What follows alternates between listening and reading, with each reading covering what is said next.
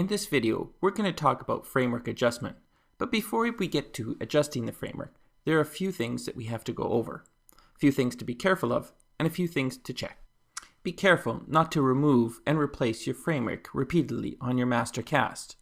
Should you need to remake the framework, you don't want to have a cast that's abraded or damaged.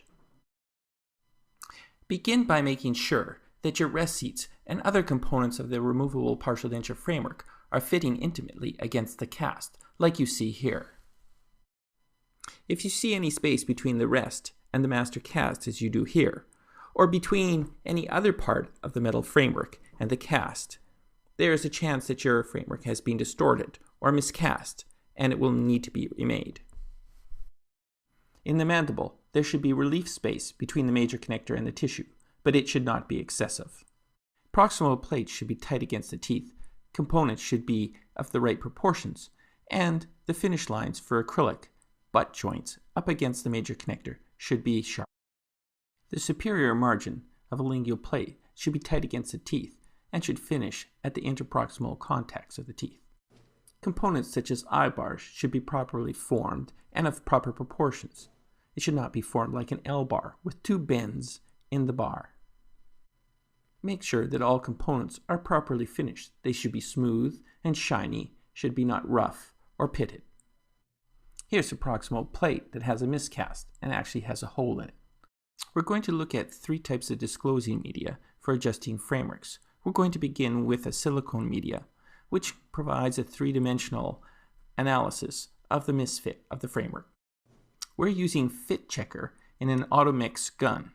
You want to apply the material so that it covers any of the parts of the metal framework that contact the abutment teeth.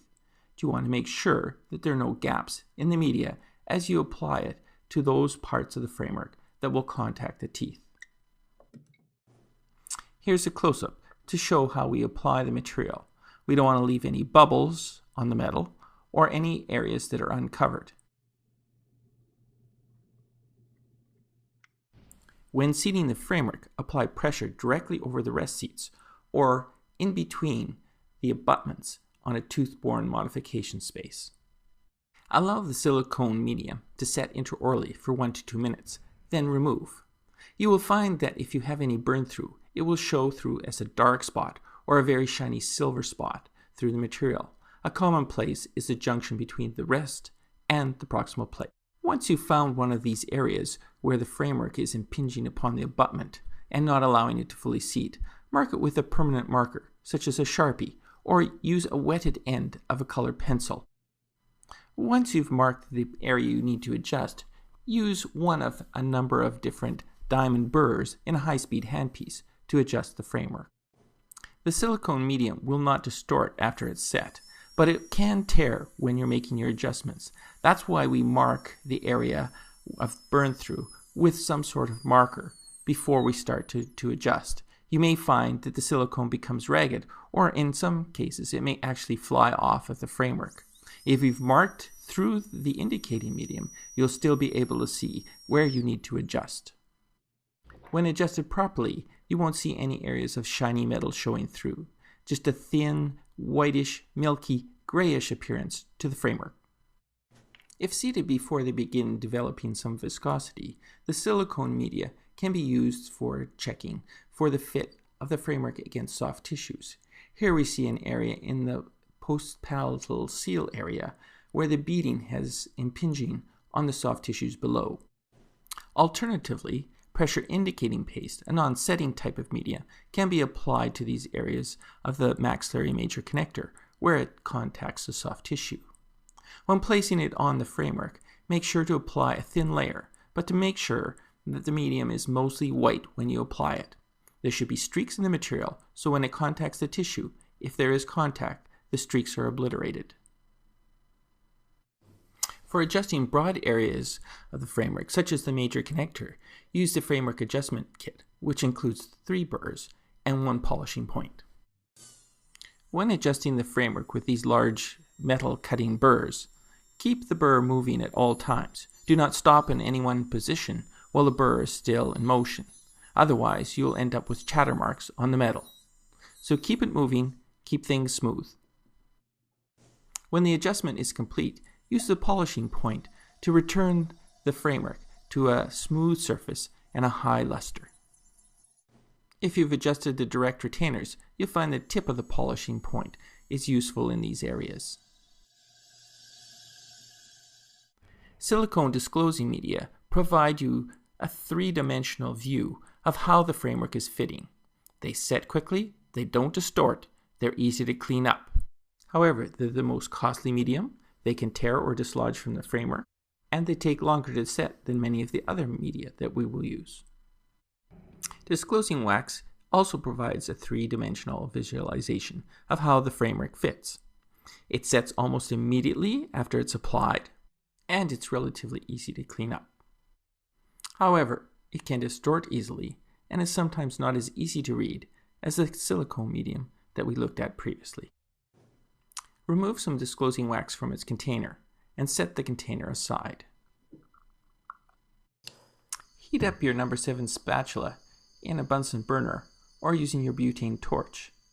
Heat the spatula just hot enough to melt the wax, and then use the number 7 spatula to apply an even coating to all components of the framework that will be in contact with the abutment teeth.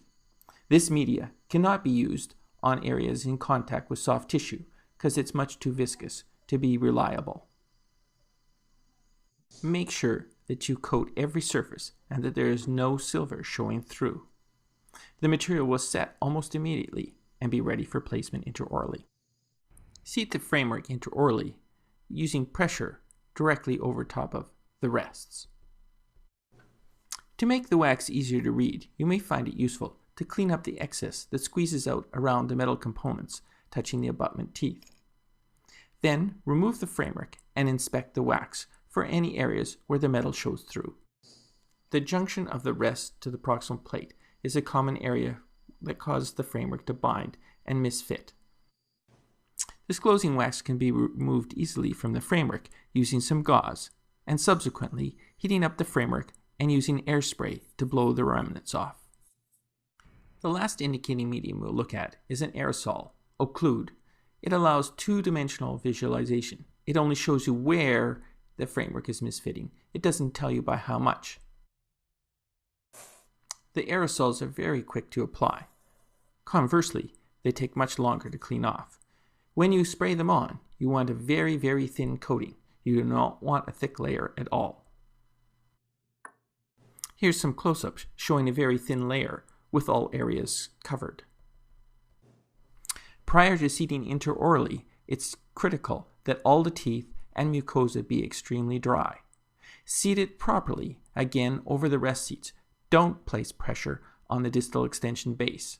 Instead, make sure the pressure is placed on the rest seat and not the grid work. Pressure on the grid work will cause tilting and torquing of the framework.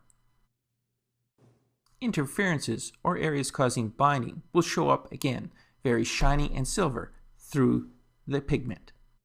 Here's what it looks like at the junction of the rest seat and the proximal plate. Use high-speed diamond burrs to adjust those areas that are binding or impinging on the hard tissues. One of the problems of aerosols is they're messy. They tend to transfer to the teeth. If they get wet, the pigment gets all over, and they're difficult to remove from the framework itself. In a private practice setting, one of the easiest ways to remove these pigments is to purchase an inexpensive steamer. They're worth their cost for cleaning these prostheses and others like crowns and bridges and veneers. When the framework is fitting well, you'll need to check the occlusion, but you'll find that articulating paper does not mark very well on the highly polished metal framework. You can see here it's very difficult to assess or identify the markings on the framework. If you remove the high luster from the framework using a polishing point, you'll find that the articulating paper marks much better. Here's the same marking on the same framework. After the high polish has been removed, you'll see that the articulating paper has marked much better. Use a high-speed diamond to remove any occlusal prematurity until you see the occlusion is correct. Make sure not to reduce any occlusal rest seats or any other elements thinner than 1.5 millimeters. Then polish any adjustments using a carborundum polishing point followed by a brownie and a greenie. You'll find those points in the gold polishing kits. Watch also for areas where the framework may be interfering with opposing occlusion on natural tooth surfaces. These areas can be difficult to identify, and sometimes the marks are in areas you would not suspect or look for in order to adjust the framework. Ensure as well that there are no areas where the frameworks from opposing frameworks might be interfering with each other. When assessing the occlusion, it's acceptable to have contacts on framework elements as long as there are contacts on natural teeth as well. If you don't have those, you need to make adjustments so that you re-establish contacts on the natural dentition. You shouldn't change the vertical dimension with the framework in place. Normally, retentive clasps are not adjusted until the partial denture is delivered. When clasps do need to be adjusted, we use the 3-prong orthodontic pliers. These pliers allow you to make a bend just by squeezing. Clasps should be adjusted very carefully. You don't want to use excessive force because if you exceed the proportional limit, you could fracture the clasp. So when you're using the 3-prong pliers, use it as if you're doing an isometric exercise. In other words, you shouldn't see the clasp actually move a whole lot. The 3-beaked orthodontic pliers can be used in one of two ways. One is to actually use the clasp the way it's designed, to squeeze between the beaks. The single beak side should be placed internal to the clasp, and the 2-beaked side should be on the external surface. Squeeze ever so slightly so that you can feel the clasp just moving ever so slightly, but so that you don't see so much of a bend in the clasp.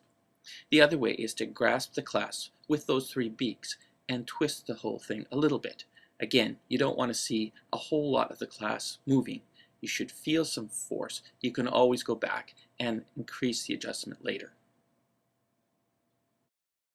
When you've finished adjusting your removable partial denture framework, you should find that it seats completely, and in seating it in the patient's mouth, it should glide into place. It should not feel like it's scraping against a tooth. It should not bind, and it should not snap abruptly into place.